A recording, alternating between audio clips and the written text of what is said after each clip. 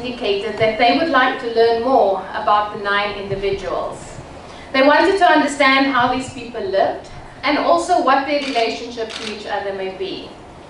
From the university side, we made it clear that we had some capacity in terms of research and what we could offer as part of a process of restoring dignity to these individuals, but also to allow the descendant family and the broader Sutherland community to reclaim their history and their heritage. So what the family requested and what was agreed to was the following: that we would survey the original burial site and verify that this is indeed where the remains were removed from. That as a university we would examine the history of the farm and of the Roggeveld area where the farm is located. Thirdly, that we would conduct a biological profile of the 9 individuals to provide insight into where they lived, their diet, the conditions in which they lived, to determine their gender, their height, their age, and to establish any medical conditions they had and also the cause of death. We also agreed that we will conduct ancient DNA analysis to understand the genetic relationship amongst the individuals.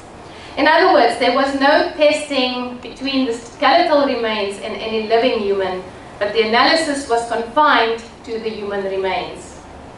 Finally, that we would reconstruct the facial features of the 9 individuals so that we have a fair sense of what they may have looked like. And this was done with a generous sponsorship from the National Geographic Society.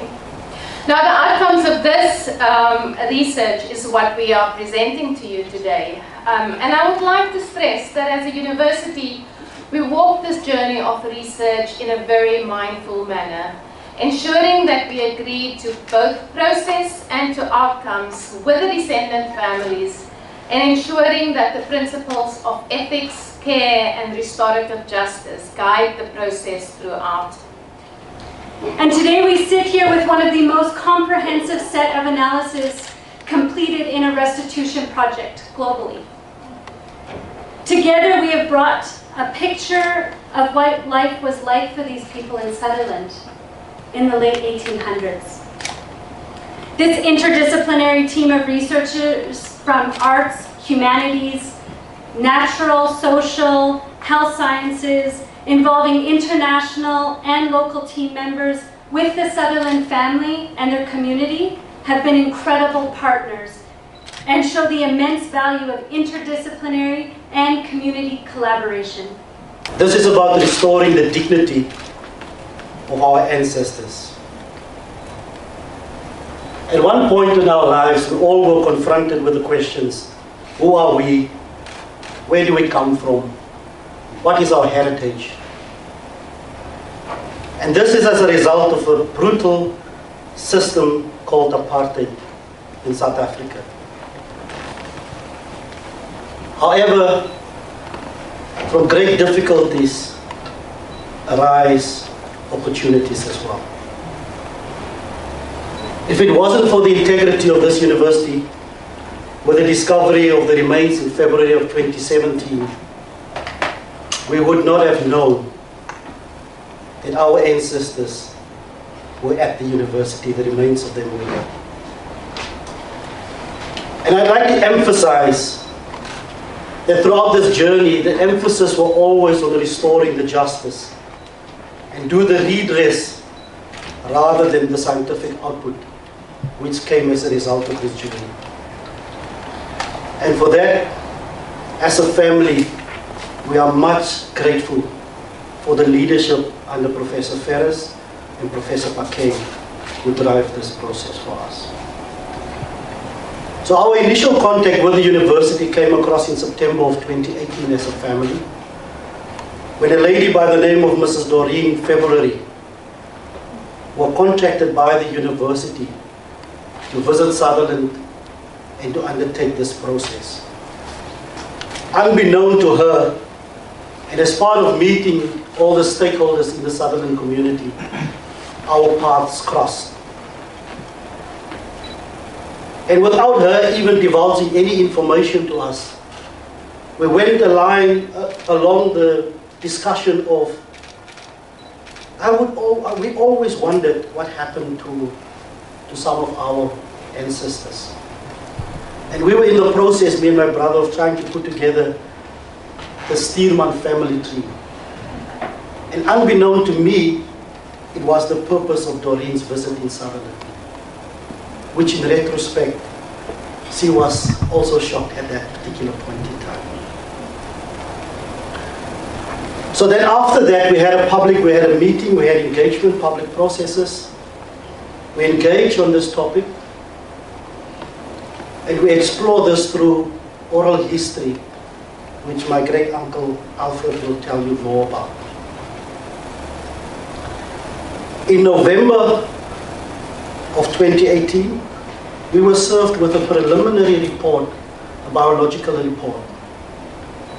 And this enticed more curiosity from the family. We wanted to know more.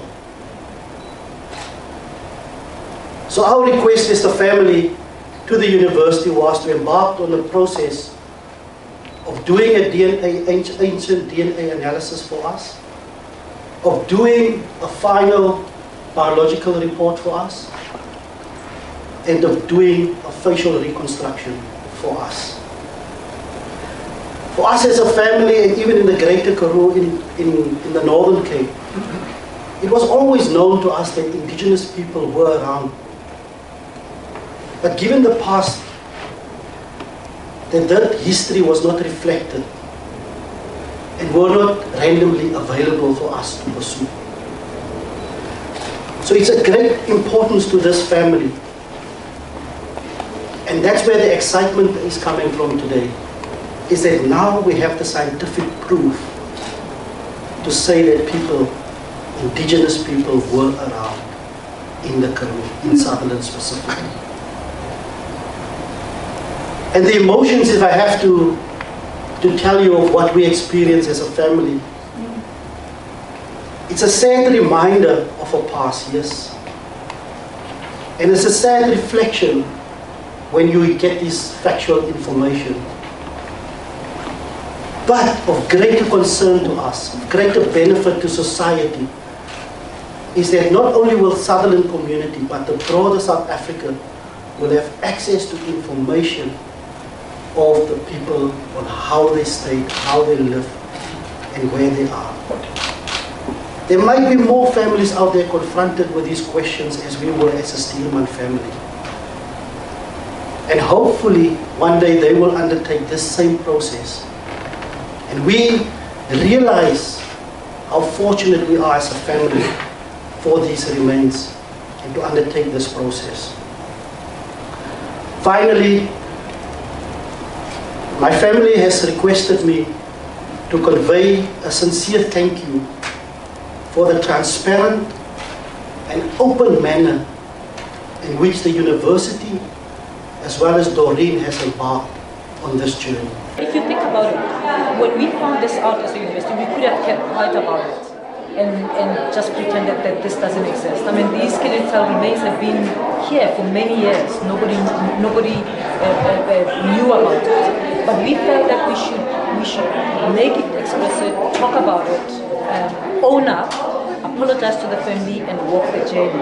Because this is part of an education of our community, of our society, of where we come from as a people.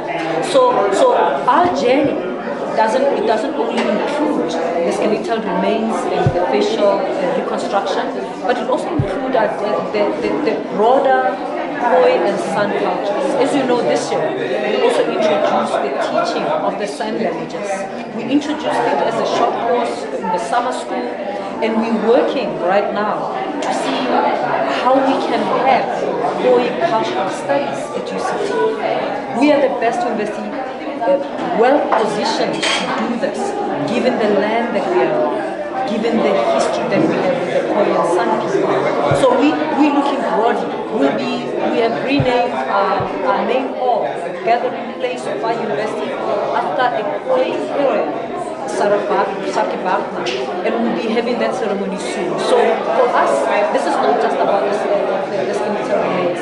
It's about highlighting the history of some African group that has been silenced marginalized, invisibilized, even after democracy. To say there are people who were here in this land long before colonization. This is who they are, this is their language, and this is their lives that have been hidden from us.